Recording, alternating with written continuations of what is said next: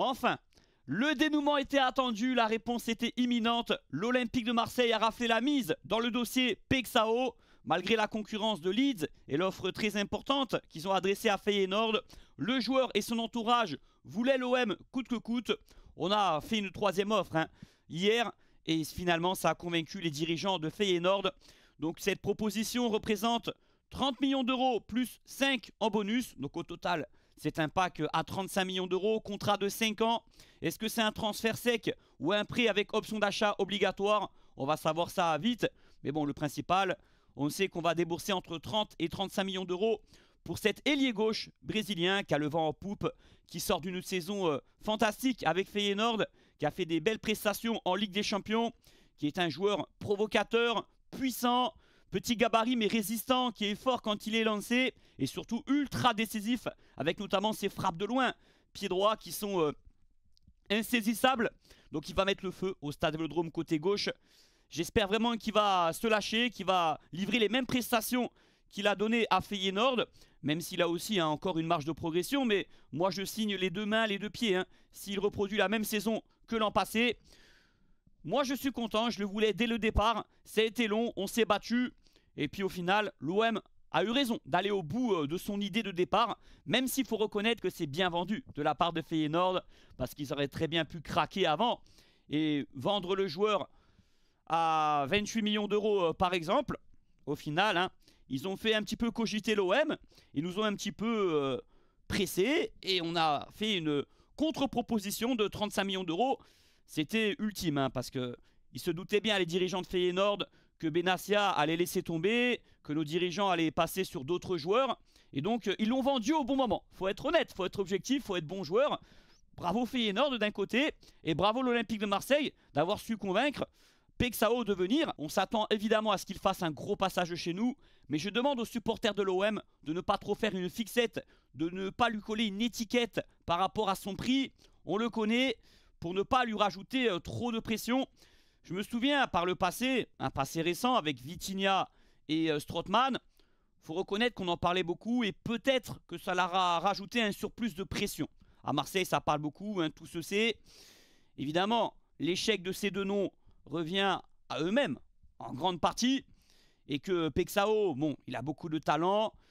Il a un jeu explosif qui pourrait plaire au Stade Vélodrome. Il va falloir qu'il s'intègre au collectif, au jeu de De Zerbi, à l'OM, à Marseille, à la Ligue 1. Mais il connaît déjà l'Europe, ça c'est une bonne nouvelle. Il a joué des matchs en championnat hollandais où il y a quand même un niveau correct, avec des grosses affiches, des gros clubs comme l'Ajax, le PSV. Il a marqué dans des rencontres importantes. Il a été plutôt bon en Ligue des Champions également. Il a été présélectionné avec la Seleção. Et moi, ce qui me rend heureux, c'est qu'on va avoir dans le secteur offensif précisément 6 joueurs de très très haut niveau. Excusez-moi, Greenwood. En pointe, Amine Gouiri, qui reste sur 6 mois extraordinaires et qui n'a pas fini de progresser encore et encore. Et qui est totalement fait pour le jeu de De Zerbi et pour l'OM. Aubameyang, qui pourra pallier le poste d'avant-centre ou à gauche et mettre en concurrence Pexao, qui joue principalement côté gauche, les gars. Il ne va pas jouer en 10, à droite ou dans l'axe. Et il y a aussi Jonathan Rowe, en qui je crois. Forcément, ce transfert, ça risque un petit peu de le secouer davantage. Il devra passer dans la hiérarchie devant Pexao. Ça ne va pas être simple parce que c'est lui, bien sûr, qui part pour être titulaire. Mais on sait qu'avec De Zerbi, ça se joue à la méritocratie. Benassia l'a souligné dans le reportage de la saison là qu'on voit sur l'OM officiel. D'ailleurs, c'est extraordinaire. J'ai hâte de l'épisode 4. Il avait dit pour la concurrence Merlin et Garcia, Garcia il mérite plus, donc je mets Garcia. Donc les meilleurs vont jouer tout simplement. Mais là au total on a vraiment une panoplie de joueurs offensivement qui peuvent faire la différence. Combien de buts va marquer Aubameyang? Combien de buts va marquer Gouiri? Combien de buts va marquer Mason Greenwood? Combien de buts va marquer Pexao? Sa qualité principale pour un pur ailier, c'est d'être ultra décisif. Non seulement par les buts, mais aussi par la dernière passe aussi. Bon, il a marqué aussi beaucoup dans un championnat et une équipe très offensive, qui était Feyenoord de l'an passé. En Ligue 1, on sait que ça défend un peu mieux. Les équipes sont plus rugueuses, plus compactes. Ça serait bien qu'il élargisse son jeu, notamment dans la percussion, dans les petits espaces, pour être encore meilleur dans le dribble, tout simplement. bien que j'ai quelques noms en tête, hein, comme Thauvin, qui faisait toujours la spéciale, la même chose, en rentrant sur le pied gauche, et ça marchait très souvent, c'était toujours aussi déroutant. Voilà. En tout cas, Paixão, c'était une des priorités du mercato de l'OM. C'était un des postes les plus importants du mercato, parce que l'an passé, on a fini la saison avec 2 joueurs devant Tony Truant, Guiri, même si Mason Greenwood a eu quelques passages à vide, hein, quand même, faut le dire, mais ça reste le joueur star de l'OM, clairement, qui vaut 100 millions d'euros. On en parlera tout à l'heure dans cette vidéo au mercato. Priorité à Paixão. Donc voilà. Le danger va venir de tous les côtés. Avec l'OM cette saison, on a une attaque de feu. Ça fait combien de temps? Sur le papier, c'est une réalité qu'on n'a pas eu une attaque aussi prolifique sur le papier offensivement. Avec des joueurs capables de marquer de partout. Ça va être compliqué hein, pour les défenses adverses. En Ligue 1 bien sûr, même en Ligue des Champions. Mais il faudra nous surveiller. Voilà. Au milieu de terrain, on est pas mal du tout. Hein, quand on voit le trio André Gomez, Højbjerg et Rabiot, les automatismes qu'il y a déjà. La technicité entre ces joueurs, même si je suis un peu déçu d'Højbjerg dans son jeu au pied, dans ses ouvertures, dans sa verticalité, bien que je sais qu'il a des consignes de De Zerbi, souvent de temporiser, d'aller fixer l'adversaire, notamment dans la connexion avec Balerdi. On prend notre temps dans les constructions, hein, vous l'avez remarqué, dans les phases de jeu. Et défensivement, le mercato ne doit pas être terminé, il nous faut un latéral droit. Il y en a un qui va venir logiquement, je vais vous en parler et vous dire pourquoi. Et un défenseur central, valeur sûre. Donc là, le mercato, il s'accélère à nouveau avec l'arrivée de Paixão pour 35 millions d'euros, bonus compris. Il faudra l'encourager. Moi, je vous garantis, je serai patient avec lui. On sait qu'il a du talent. On sait que c'est un très très bon joueur. Il l'a prouvé avec Feyenoord. Donc évidemment, même s'il rate ses débuts, ce que j'espère pas, parce que quand tu commences à l'OM, c'est mieux de bien débuter pour la confiance, pour le mental. On a vu tant de joueurs s'écrouler d'entrée et ensuite ne jamais réussir à redresser la barre, même s'il y a eu quelques contre-exemples, et même plusieurs comme Gignac et tant d'autres. Mais ça serait bien qu'il commence bien la saison. Et d'ailleurs, est-ce qu'il est vraiment blessé? On va le savoir très vite. Hein. Feyenoord a annoncé effectivement qu'il était out. Bon, si c'est le cas, j'espère qu'il va vite être présent sur les terrains avec nous et qu'il sera opérationnel pour le début du championnat, parce que lui, il a besoin de s'acclimater, de faire les premiers matchs au mois d'août pour être prêt en Ligue des Champions dès la première journée, le 14 août. Et d'ailleurs, une raison aussi qui est très intéressante, avantageuse dans ce transfert, c'est qu'il connaît la Ligue des Champions. Il a joué avec Feyenoord l'an passé et pas que 2-3 matchs. Voilà, donc dites-moi ce que vous en pensez en commentaire. Maintenant, on va passer au dossier OEA. Selon moi, selon mon ressenti, et je pense qu'il est logique, là aussi le dossier s'est accéléré dans le bon sens. On a entendu hier le représentant du joueur s'exprimer publiquement en disant il y a une personne problématique au sein de la direction de la Juve qui bloque le transfert de Weah. Il faut savoir qu'il a été écarté pendant le mondial des clubs et que maintenant, apparemment, certaines personnes ou une personne, au départ, les conditions de la Juve, c'était quoi? 15 millions d'euros. L'OM s'est mis d'accord, l'OM était prêt à s'aligner là-dessus. Et puis, depuis quelques temps, ils ont augmenté leurs attentes avec un prix de 20 millions d'euros. Mais pourquoi ils font ça? Ils ne sont pas pressés de le vendre apparemment. Ils essayent de tirer le meilleur profit en espérant une offre d'Angleterre ou autre, hein, à 20 millions au plus. Et c'est aussi peut-être une vengeance vis-à-vis du joueur. Pour quelle raison, je ne sais pas. Mais ça a l'air d'être le cas parce que ça fait tellement longtemps que l'OM a un accord avec le joueur qu'on a envie de concrétiser le dossier, de finaliser les choses. Et la Juve au final temporise et attend des offres encore plus importantes. Ça me fait penser à l'affaire Paixão, qui lui voulait l'OM, mais il y avait son club qui demandait plus d'argent que la proposition de l'OM. Et on a vu qui c'est qui l'a emporté, hein. C'est la volonté du joueur avant tout. Je vous l'expliquais dans ma vidéo sur le Vieux-Port que maintenant les décisions des joueurs sont à prendre en compte parce que personne n'allait forcer Paixão à signer à Leeds par exemple. Et là c'est un peu la même chose. Et que son agent s'exprime publiquement, ça ne fait pas les affaires de la Juve, loin de là, ça fait plutôt les intérêts de l'OM.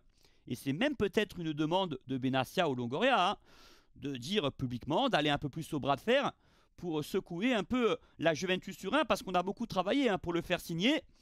Bon, forcément, hein, messieurs, il va falloir que la Juve se fasse une raison et accepte, mais c'est dans leur intérêt. Sinon, Weah, il va pas accepter d'autres propositions. Il ne veut pas aller en première ligue par exemple. Il veut l'OM. Après, est-ce que l'OM va encore augmenter l'offre, la proposition pour Timothy Weah?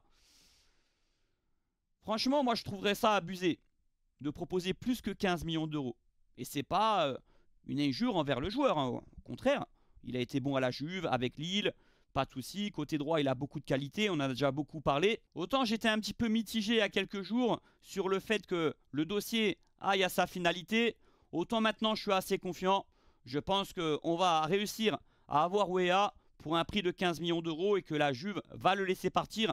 Sinon, ça va être un bordel sans nom. Et dans ces cas-là, c'est pas bon pour la réputation des clubs. C'est pas bon aussi pour les performances de Weah à l'avenir, si jamais il reste à la Juve. Car s'il refuse les prochains clubs demandeurs, il peut décider de rester, mais contre son gré. Et dans ces cas-là, la Juve aurait un joueur à 50% mentalement, dans sa motivation, et ça serait mal géré de leur part. Donc la prochaine recrue de l'OM, même si on sait qu'Aubameyang va arriver, Pexao c'est fait, très bien. Mais disons qu'au poste de latéral droit, Weah a les faveurs, a l'avantage par rapport aux autres. Et ça devrait être lui, le concurrent de Murillo. Là, je ne me fie pas à la presse, parce qu'il n'y a pas eu d'infos de données. On a juste entendu son agent s'exprimer. Mais logiquement, en connaissant un petit peu le monde du foot, de ces périodes mercato, quand on est dans un moment comme ça, je pense que l'OM aura gain de cause. Et ça démontre aussi, ça confirme la volonté du joueur d'aller à l'OM coûte que coûte, hein. On le savait d'après les médias italiens. Mais là, c'est plus qu'une envie. Il est déterminé de venir à l'Olympique de Marseille. Il a déjà un contrat qui est prêt, hein, sur la table, avec un salaire de 2 500 000 par an, qui représente environ 300 000 euros par mois. Voilà, c'est un salaire moyen en plus, hein, correct. Et un contrat de 5 ans. On va parler maintenant d'un intérêt qui vient de sortir pour un joueur de Monaco, un milieu de terrain relayeur, qui peut aussi un peu jouer 10, voire ailier gauche. Il s'agit du petit Boisbré. Il a joué 3 matchs en Ligue 1 l'an passé avec l'ASM. Il fait partie des gros espoirs, hein, vraiment, du championnat de France. On a vu quelques actions lors des matchs de préparation là, sur Twitter. Ses enchaînements dans les 30 derniers mètres. Il a marqué un but splendide. Autant vous dire qu'il a du ballon, même que c'est un génie balle au pied. Après, il y a un club saoudien qui est intéressé par lui, qui serait prêt à mettre 10 millions d'euros sur le joueur. Est-ce que l'OM va s'aligner et mettre ce prix-là? Peut-être. 10 millions d'euros, c'est pas excessif. Même si c'est un joueur qui n'est pas encore prêt, par exemple, pour la Ligue des Champions. Hein, c'est pour vraiment le moyen à long terme, même s'il peut rapidement exploser. Et on sait que dans le foot maintenant, il n'y a plus d'âge. On parle plus d'âge. D'ailleurs, ce dossier me fait penser à un autre milieu de terrain de l'OM, un gros espoir, Bilal Nadir. On apprend aujourd'hui que Lorient est très intéressé par le joueur et qu'il est libre dans 1 an. Il est en fin de contrat dans 1 an, Nadir. Donc nos dirigeants veulent le garder, a priori. C'est logique, c'est normal. Nadir, c'est pas juste un jeune qui a livré des gros matchs au début et ensuite qui n'a pas confirmé. Bien au contraire, il a été excellent toute la saison dernière depuis sa rentrée à Lens, que ce soit dans les matchs où il a été titulaire ou ses entrées en cours de jeu. Il a beaucoup de qualité, je le trouve déjà quasiment complet. Il a encore une énorme marge de progression, ça se ressent. En plus, il a de l'audace, il prend des responsabilités au milieu de terrain. Donc ça serait étonnant que l'OM s'en sépare. Sauf que l'OM essaye de le prolonger et serait même d'accord de le vendre, mais à condition qu'il prolonge. Comme ça, on pourra le vendre à un prix beaucoup plus intéressant, beaucoup plus important que s'il est en fin de contrat dans 1 an. Voilà le deal apparemment qui est acté avec Bilal Nadir. Alors pourquoi pas la venue de Boisbré pour 10 millions d'euros et la vente de Nadir à Lorient pour le même prix. Mais je ne sais pas si on y serait gagnant, parce que Nadir, moi, il me plaît beaucoup. Et ça serait dommage de le faire partir si tôt. Dans quelques années, évidemment. Mais avec un prix tout autre. Et avec beaucoup de réussite, beaucoup d'apports à l'Olympique de Marseille. Pour notre club. Voilà, pour notre maillot. Donc cette situation est à prendre quand même au sérieux. Parce que personne n'en parlait, mais Nadir est bel et bien en fin de contrat en juin 2026. Et il y a Lorient qui est au courant et qui pousse pour le recruter, pour essayer de le convaincre. Donc le pire des scénarios, hein, ça serait qu'il quitte le club cet été sans prolonger, ou alors qu'il parte libre dans 1 an. Pour moi, il n'y a pas d'arrangement. La seule solution véritable, c'est de garder Nadir et de le prolonger la saison prochaine, parce qu'il aura envie de prolonger, il aura du temps de jeu avec nous. j'en suis certain, vraiment. Il pourra remplacer Gomez, voire jouer certains matchs à sa place et d'autres joueurs au milieu de terrain. Pour finir la vidéo, on va parler de Mason Greenwood. Il y a un journaliste venant du Moyen-Orient qui a dit il y a quelques jours que Al Nasser ferait une priorité sur lui cet été. Alors déjà, est-ce que vous pensez que De Zerbi a envie de le faire partir? Pareil pour nos dirigeants. Bon, je suis certain déjà que De Zerbi, quel que soit le prix, il mettra son veto. Est-ce que le joueur veut aller en Arabie Saoudite? Je pense pas maintenant. Ça serait très très surprenant. J'imagine et je ressens que dans sa tête, il est revanchard. Il a envie de rejoindre un jour un immense club européen. Que cette affaire qui lui traîne dans le dos, elle soit un petit peu oubliée avec le temps. Ensuite, troisième option, est-ce que l'OM serait gagnant avec une grosse vente à Al Nasser ou ailleurs? Mais bon, c'est les clubs saoudiens qui ont le plus d'argent, on le sait très bien. Tout dépend le prix. C'est sûr que si on le vend 100 millions d'euros, là, je serais prêt à accepter. Et si c'est le cas, on va récupérer 50 millions d'euros, je répète. Vous connaissez le pourcentage à la revente qu'on conserve sur Greenwood. Voilà, qui est de l'ordre de 50%. Sinon, si c'est une offre de 60 millions d'euros, je sais c'est beaucoup d'argent, ce serait la plus grosse vente de l'histoire de l'OM, mais on récupère 30. Donc en fait, c'est même pas une plus-value par rapport au prix où on l'a acheté, et surtout, on serait frustré. On resterait sur notre faim de ne pas avoir Mason Greenwood avec nous dans une année Ligue des Champions, dans une saison importante, dans le cycle amené par De Zerbi, Benassia et Longoria. Donc non, il est hors de question de le vendre en dessous de 90, 100 millions d'euros, les gars. Franchement, et surtout, il faudra le remplacer. Allez trouver un ailier droit du même niveau que Greenwood sur le marché qui serait intéressé pour venir à l'OM. La réponse est évidente. C'est introuvable, c'est impossible. On a un des meilleurs ailiers du monde, du moins côté droit.